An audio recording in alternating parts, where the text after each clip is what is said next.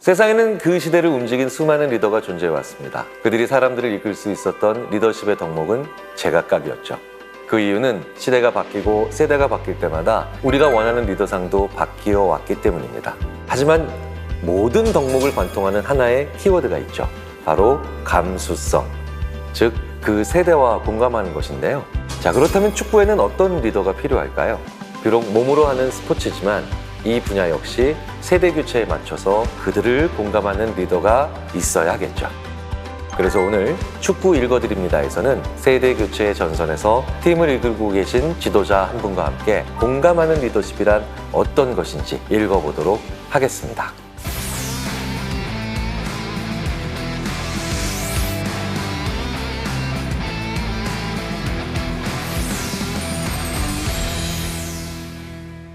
안녕하세요. 인지심리학자 김경일입니다. 자, 우리가 요즘 젊은 세대를 이끌어서 흔히들 MZ세대라고 많이 하는데요. 대학 축구팀에서 이 MZ세대를 몸소 체험하고 계신 하석주 감독님을 모셨습니다.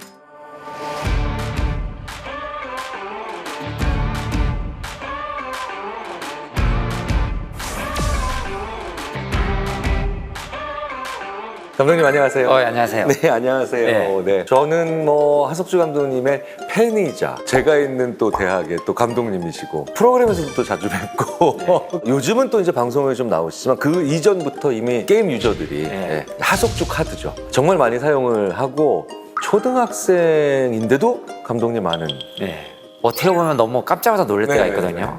초등학교 1학년짜리가 감독님이 한 번씩 그 단골이라고 그래가지고 엄마 따라서 졸라가지고 감독님이 이제 언제쯤 오나 이렇게 항상 날짜를 계산해서 온대요. 근데 제가 이제 한번 가니까 부끄러워가지고 사인해달라는 거예요. 저는 이제 깜짝 놀라잖아요, 제가. 초등학교 1학년 그러니까. 네. 아니 감독님을 골 때리는 회사 알아? 그랬더만 그게 아니라 게임에서 감독님을 쓰고 있다는 거예요. 근데 너무 기분이 좀 묘하더라고요. 현역 선수가 아닌데 이제 난 감독인데. 그래서 좀 제가 일부러 그 양고기 집이었는데 양고기를 좀 서비스를 해줬어요. 하석주라는 이름 세 글자에 저희 세대는 그냥 왼발의 달인. 발도 빠르시고 그다음에 킥도 좋으셨는데 감독님을 게임으로 알게 된 요즘 젊은 세대 분들은 감독님 카드를 보고 이렇게 질문을 했다고 합니다. 이제 막 성인이 된 사람입니다. 많은 분들이 국가대표 스쿼트를 짤 때 하석주 선수 카드를 많이 사용하더라고요. 하석주 선수가 그렇게 유명했나요? 네, 정말 유명했습니다. 제가 생각했을 때 저와 비슷한 7080 세대는 한국의 축구 선수 이름을 대라고 하면 10명 안에 거의 들어가셨던 그런 분이고요. 하석주 감독님은 왼발의 달인이라고 딱 정말 각인이 돼 있죠. 그런데 2000년 이후에 태어난 분들은 감독님을 이제 게임 속에 이제 카드로만 경험한 분들이 많을 텐데요. 자, 이분들이 알고 있는 하석주 감독님의 정보입니다. 비교를 위해서 또 저에게도 굉장히 낯익은 그런 분이 또 나오는데요. 고종 감독님. 네. 지금 감독에 계시죠? 네, 김포FC 감독하고 있어요. 김포FC. 네. 근데 제가 조금 기분 나쁜 게 사진이 좀 되게 안 좋은 걸 썼어요. 저도 한 번에 봤는데 다른 선수들 사진은 좀 괜찮은데 저는 왜 이렇게 불쌍하게 좀 이렇게 나와 있는지. 저는 그런데 저 수치 하나하나가 마음에 안 듭니다. 왜냐면 하석주 감독님의 이 선수 시절을 아는 이 분들은 저 카드가 하석주라는 사람을 다 못 담았네 하는 분들이 분명히 계실 텐데요. 1990년 이 해가 프로 첫 시즌이시죠? 우선은 저희가 프로 신인들 하면은 데뷔전을 못하고 보통 방출되는 거 되게 많은데 그렇죠. 저 목표는 한 6개월 안에 리저브를 쫓아다니는 거, 엔트리 18명을 쫓아다니는 걸 좀 목표로 잡았었는데 프로 개막 전부터 제가 엔트리에 따라갔어요. 신인으로서 처음 한 명은. 근데 데뷔전을 1분을 뛰었습니다. 1분? 네, 거의 어쨌든 뛰셨네요. 1분 정도에서 추가 시간 뭐 한 2분 정도 해가지고 3분에 볼 터치는 한 2번 정도밖에 못했는데 무지하게 힘들더라고요. 그리고 나서 이제 몇 경기 하면서 뭐 30분 뛰고 40분 뛰다가 어느 날 갑자기 저를 선발로 딱 넣는 거예요. 그 전까지는 계속 교체 멤버로만 한 뛰시다가 5경기 정도까지. 근데 제한테 기회를 많이 주면서 주전으로 도약하면서 활약을 하게 된 거죠. 특히 축구하면 국가대항전이잖아요. 네.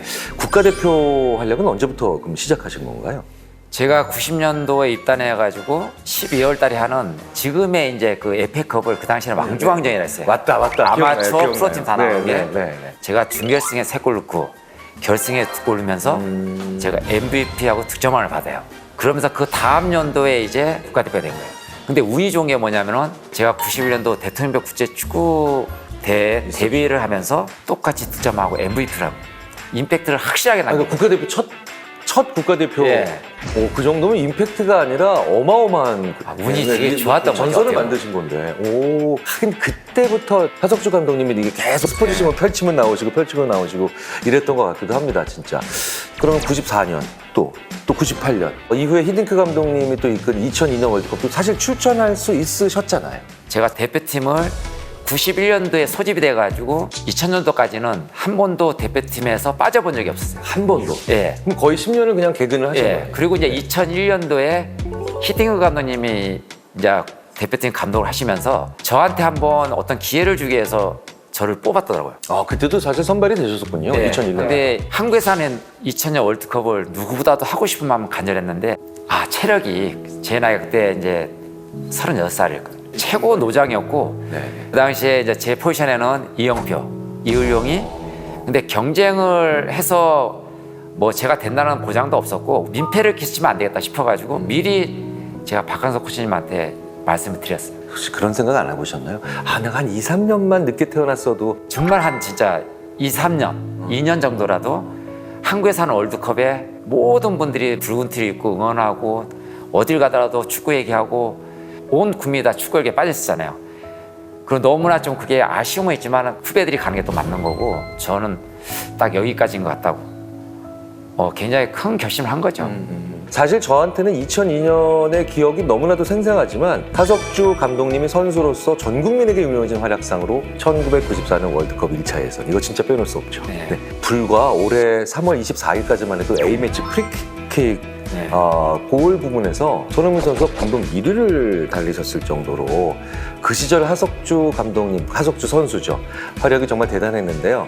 우선은 93년 1차 예선이 제가 그 6경기 연속골 지금 현재까지 이제 그 기록을 네, 가지고 네, 있고 네, 네. 뭐 손흥민의 그 프리킥 4골도 저는 방송국에 전화를 와서 알았어요. 그 전까지는 내가 프리킥 골이 A매치에서 한국에서 1위다라는 걸 모르고 계셨군요. 예, 저한테 뭐 손흥민 선수가 혹시 이제 한 골 더 넣어서 기록을 깨면 좀 섭섭하지 않으셔서 저는 영광스럽다 그랬어요. 손흥민 선수가 깨준다는 게 그렇네요. 그리고 아직도 선생활 더 오래 했잖아요. 또. 그래서 저는 그것도 굉장히 기분 좋은 상이라고 그렇게 얘기를 했었거든요. 지난해 카타르 월드컵도 16강 들어가면서 다시 한번 또 이 도하의 기적이라는 말을 지금도 제가 가끔 씁니다. 이 도하의 기적이 실제로 예전에 일어났던 거잖아요. 네. 네, 진짜 기적이었죠, 이건. 94년도 이제 10월 달인가 이제 최종 예선이죠. 최종이죠. 네. 일본, 또 사우디, 이란, 북한, 이라크, 한국 다 이제 각 1차 예선에서 다 이제 좋은 성적 아마 1위 팀이든지 이렇게 나왔을 거예요, 아마요.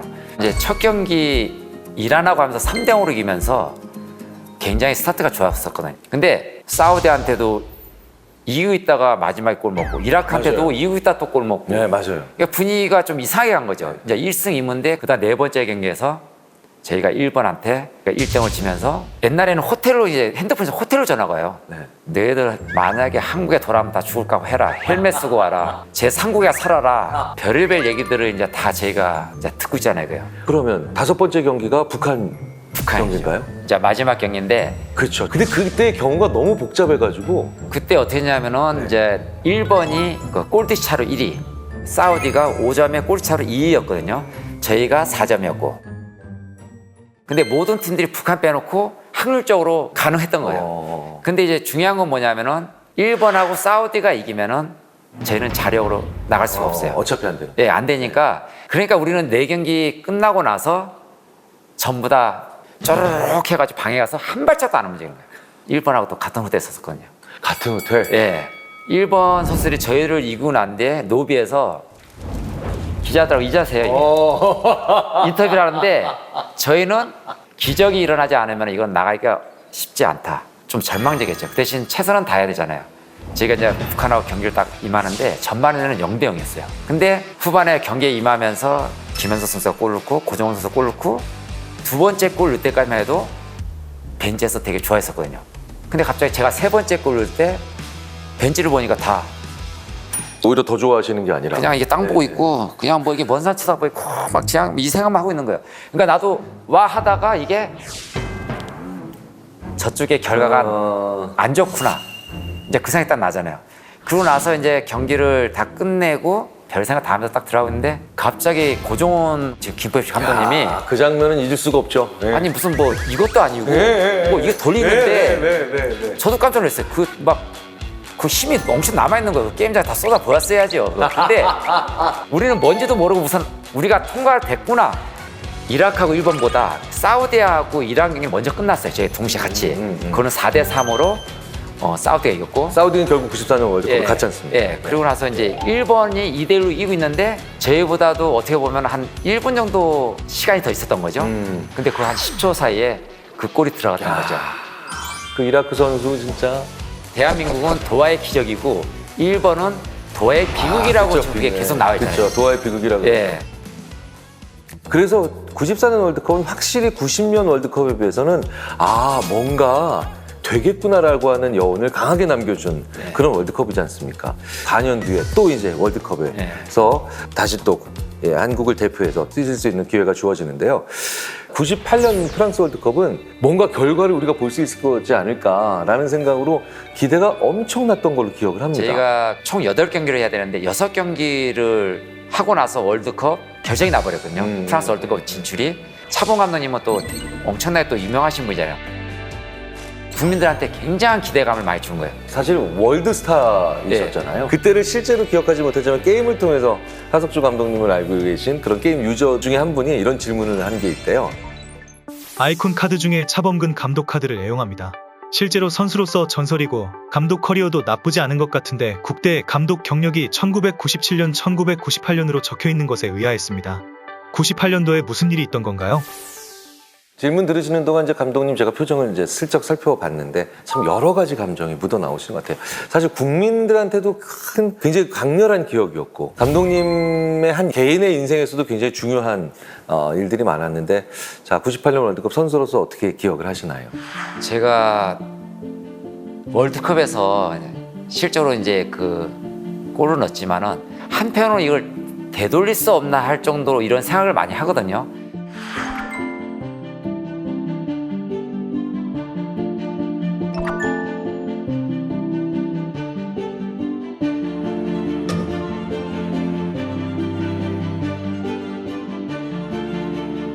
그 프리킥이 났을 때 거리가 한 25m 정도 거리가 좀 먼 거리였어요. 프리킥 찬스가 잘 안 나오잖아요, 시합 때. 그래서 제가 좀 욕심을 내서 후배들한테 야, 형이 좀 차면 안 되겠니? 찼는데 이제 머리 맞고 골절대로 들어갔는데 거기까지 좋았죠. 아우, 저는 그리고 그때 네. 기쁜 순간도 없이 2분 뒤에 바로 이제 백대를 태웠는데 저는 아직도 그 퇴장당한 봤지 그 경기 한 것도 잘 못 봤어요. 아예 보기가 싫어가지고 네네. 축구를 한 일에 프로 대표팀 하면서 퇴장을 처음 당한 게 이거 하나밖에 없어요. 그러니까 이게 더 충격이 클 수밖에 없는데 퇴장은 벤치에도 못 앉고 간주석에도 못 앉아요. 바로 지하 라카로 들어가서 안에 TV도 없어요. 아무것도 없어요. 근데 거기에서 옷 그대로 입고 축가만 풀고 딱 있는데 얼마나 어떤 생각이 나겠어요. 그냥 제발 정말 제발 이기지 않더라도 최소 비기만 좀 해달라. 이제 후반전에 나갈 때 정말 큰 소리가 이 쿵쿵쿵 소리가 와 소리가 3번이 딱 나는데 2대1은 너무 좋은데 네네. 제일 안 좋은 게 3대1로 3골을 먹는 거. 딱 끝나고 들어오는데 다 고개 푹 쓰게 들어오는 거예요. 3대1로 친 거죠. 그 월드컵에서 경고 누적으로 퇴장은 한 경기 출장 존재예요. 네. 근데 일발 다이렉트 퇴장은 2경기를 정지 못. 근데 피파에서 이제 회의를 해가지고 조금 너무 강한 것도 있다 해가지고 저는 한 경기로 해준 거예요.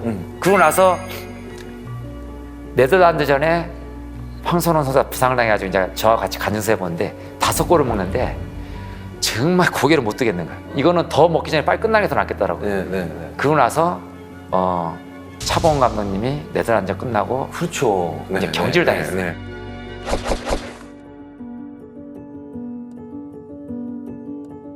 어떻게 해야 될지 모르겠는 거예요. 감독님 가시는 것도 못 보고 충격이 너무 크니까 방에서도 말 한마디 안 해요. 그러니까 후배가 불편하니까 다른 방에 가 있고 나는 방에서 가만히 그냥 죽은 사람처럼 무슨 놈의 막 이제 생각을 하는 거야 그냥. 사실은 전술, 여건, 그때의 맥락, 우연적 변수 정말 다양한 것들이 작용해서 승패가 결정나잖아요. 근데 꼭 사람들은 승이 아니라 패로 이게 가게 되면 저 사람 저 사람 저 선수 저 선수 이제 이렇게 찾아서 이제 한다는 거죠. 이게 사실 이게 저희 심리학자들이 연구를 해보면 이게 인지 용량의 한계 때문에 그런 일이 벌어지는데 제일 안타까운 건 그런데 그게 우리로 하여금 굉장히 좋은 선수들, 오랫동안 간직하고 그다음에 활약하게 만들어야 될 선수들을 트라우마에 갇히게 만들어버리는 경우가 많이 생겨서 참 안타까운데 그럼에도 불구하고 벨기에전에서 그 뛰시는 모습은 희망을 보게 만들었던 경기도 한데 그 마지막 경기에서 이렇게 어시스트 하신 것들 좀 마음의 짐이 내려지시던가요? 어떤가요? 저로 인해서 3대를 주고 5대0을 져서 감독이 경기다 했는데 제가 그 경기를 뛰어서 되게 잘하고 싶은 이런 생각이 든 게 아니라 경기장에 들어가는 게 무서웠어요. 어떤 사람들은 하석주 선수 혼자만의 그 일이 아니다 생각하지만 저는 그렇게 생각을 안 해요. 실제로 이제 조별리그는 분위기 싸움이거든요. 저희가 첫 경기에 저의 퇴장이 없었으면은 이렇게까지 가지 않았을 텐데 나로 인해서 모든 게 이렇게 돼버렸다는 게 그 죄책감이 되게 트라우마가 되게 큰 거죠. 그러고 나서 선수들이 이제 모아놓고 저희들이 이제 무슨 얘기를 했냐면 이왕 우리가 죽더라도 마지막 경기에 희망을 보여주게끔 우리 하자. 근데 벨기에도 저희한테 무조건 이겨야 조별 예선을 통과할 수 있는 그 상황이 됐기 때문에 저희가 이제 경기를 하면서 막 이임세 선수도 머리 깨지고 또 이상원 선수 지 양쪽 다 나고 처음에 좀 밀리다가 이제 저희가 조금씩 밀어붙이기 시작하면서 후반전에 제가 유상철이한테 이제 프리킥으로 골을 넣으면서 결국 1대를 비겼지만은 저희한테 돌아오는 게 그래 축구는 그렇게 하는 거야. 니네 이렇게 하는 게 맞아. 그러면서 너무나 또 많은 격려를 해주면서 저희가 공항에 무사히 또 도착할 수 있었죠. 제가 오늘 하석주 감독님이랑 얘기를 나눈다고 이제 했더니 굉장히 많은 분들이 그 영상 꼭 봐야 된다. 예. 네. 그 장면 한번 같이 좀 보시죠. 네. 저 되게 창피하네요.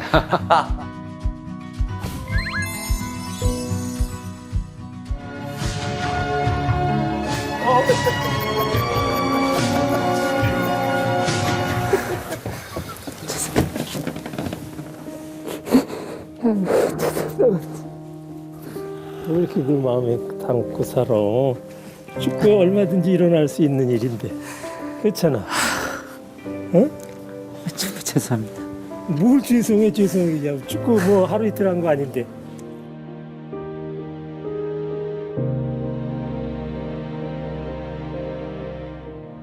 이 차훈 감독님은 다시 만나 뵙기까지 20년의 시간이 걸렸다고 하시는데 왜 그렇게 오랜 시간이 걸렸나요, 이게? 우선은 그 저희가 월드컵을 끝나고 감독님한테 전화를 드렸어야 되는데 차마 어떻게 보면은 용기가 안 났던 거죠. 그냥 나중에 전화를 해야겠다.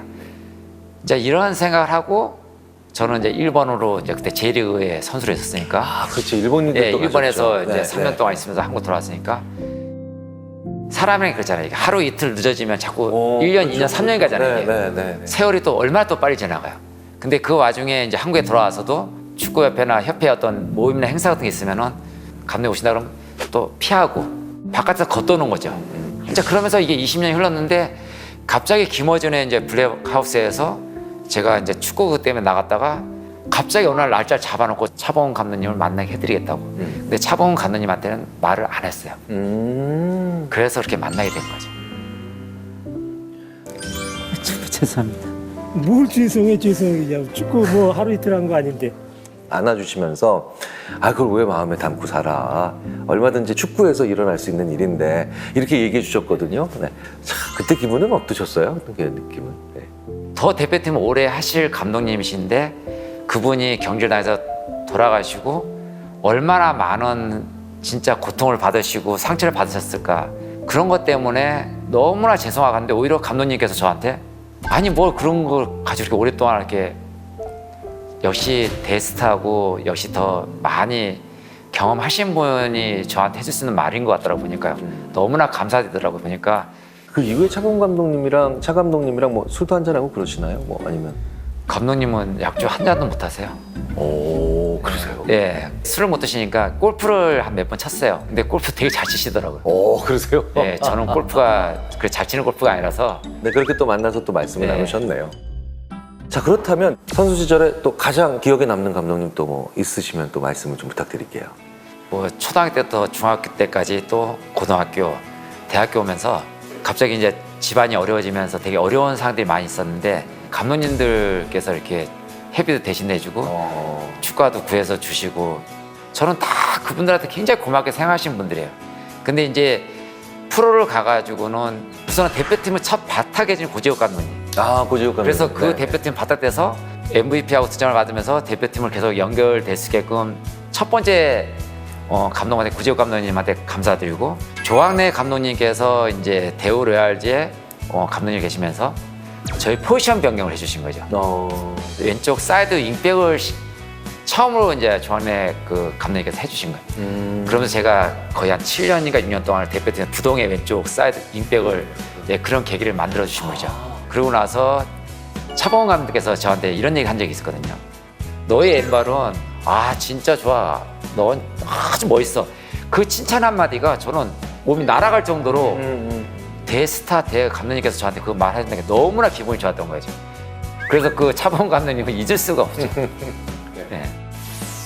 자, 그렇다면 지금부터 이제 선수로서가 아니라 대학 축구 감독으로서 하석주 감독님의 이야기를 좀 나눠보려고 하는데요. 먼저 유저께서 또 이런 질문을 보내셨다고 하십니다. 피파 온라인 4 감독 모드를 하다 보면 게임 속 선수들이 AI라는 것을 알면서도 제 계획대로 되지 않아 답답할 때가 있습니다. 그럴 땐 실제 축구처럼 라커룸에서 경기 흐름을 바꿀 수 있는 한마디를 해주고 싶을 정도입니다. 그런데 실제로 라커룸에선 무슨 얘기 하나요? 이건 전도 진짜 궁금해요. 아니, 도대체 거기서 무슨 얘기 하시는 거예요? 저희가 이 실력 차가 많이 나는 것에 대해서는 감독들이 크게 뭐라고 하는 경우는 없어요. 근데 꼭 진짜 이겨야 될 시합에서 준비를 잘했는데 갑자기 경기를 나갔는데 너무나 못하는 거예요. 너무나 분위기 안 좋게 딱 들어오면은 자기가 딱 들어가가지고 갑자기 작전판을 손으로 딱 쳐버려요. 딱 쳐! 이게 뭐하는 축구야 이게 뭐. 그러고 나서 그냥 싹 가버려요. 네. 그러고 나서 네. 손 엄청 아파요 막. 손 엄청 아파요 막. 잘못 때려가지고 왜냐면 거기서 앞서 쓰를 못 하잖아요.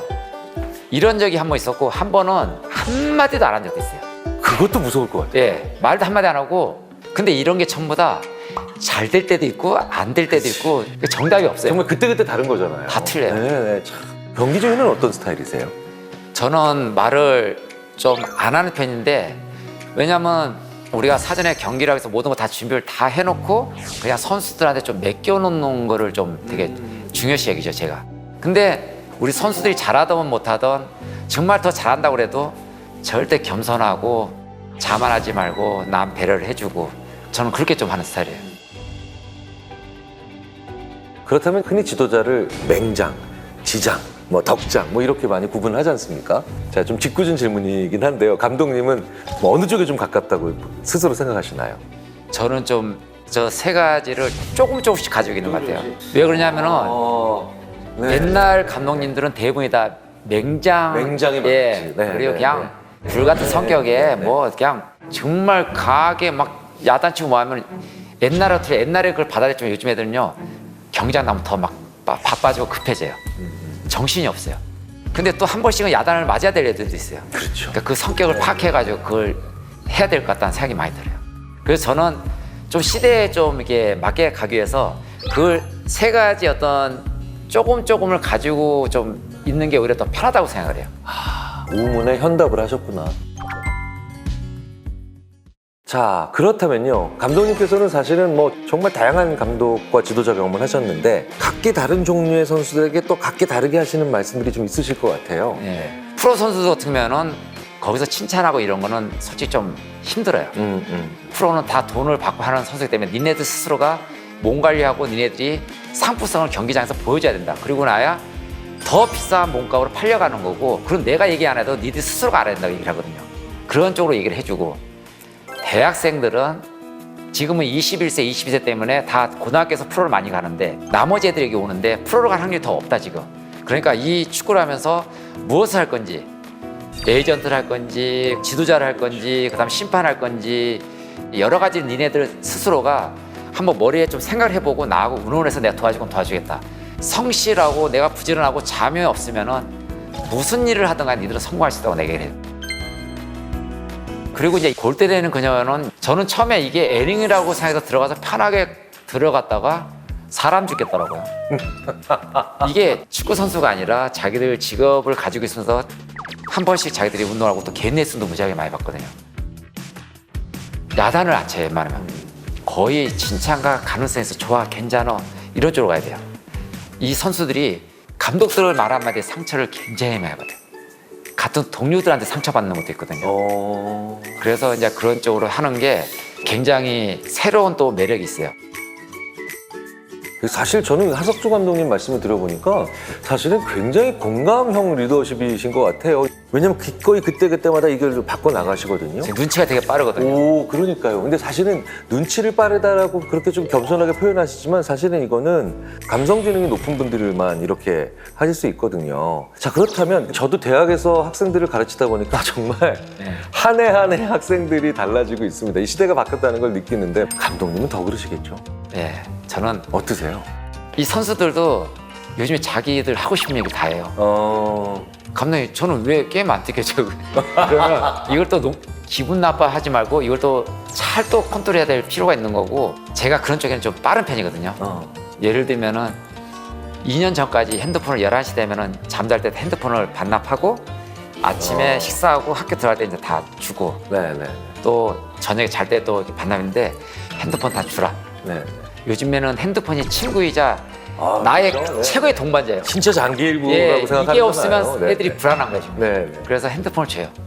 그 대신 11시 이후로 걸리고 그러면은 우리가 벌금을 때리고, 근데 그것도 뭐 문 열고 들어갈 수도 없는 거고 그냥 믿을 수밖에 없는 거죠. 이게 쉽지 않은 문제죠. 정말 어려운 문제죠. 근데 특히 어떤 부분이 제일 어려우세요? 이런 세대 변화에서 가장 어렵다고 생각하는 부분이 있다면 어떤 거가요? 제가 이게 점점 갈수록 다 자기 일, 자기 생각, 자기 남 관여를 안 하고 또 애들이 그런 걸 싫어하고 하니까 그냥 너는 너, 나는 나.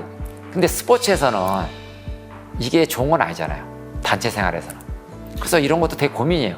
저는 한번 기회가 된다면은 애들 수업도 저는 어렸을 때도 심리학에 대해서 되게 굉장히 궁금한 사람이거든요.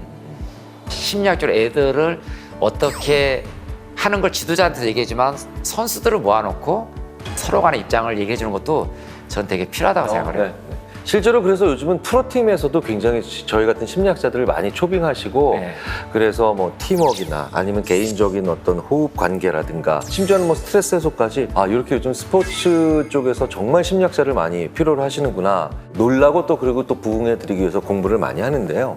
근데 저는 오늘 하석주 감독님이랑 말씀을 나누다 보니까 보통 대학에는 학생처, 교무처, 총무처 여러 처가 있거든요. 네. 하석주 감독님의 마음속에 학생처, 교무처, 총무처 토탈 케어를 하셔야 되는 그런 느낌이 듭니다.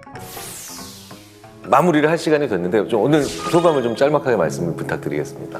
점점 시대에 변화되는 걸 이제는 우리가 선수들한테 옛날을 얘기를 할 수가 없잖아요. 이 시대에 변화되는 거를 지도자가 빨리 따라가는 수밖에 없다는 생각이 많이 들고, 또 한 가지는 내가 받는 스트레스를 애들한테 하프하는 이런 것보다는 내가 다른 거를 찾아가지고 스트레스를 풀어야 될 필요가 있다고 봐요. 왜냐하면 지도자들이 해야 될 역할이 너무 많거든요. 그래서 선수 마찬가지지만 지도자들도 심리학적인 이런 어떤 그런 공부나 이런 것도 강의도 좀 많이 들어야 될 필요가 있다고 저는 생각을 해요. 네. 앞으로도 오랜 시간 동안 정말 좋은 지도자 그리고 감독으로서 자리매김하실 수 있도록 저도 응원하겠습니다. 예. 네, 감사합니다. 마치겠습니다. 예. 감사합니다. 감사합니다. 네.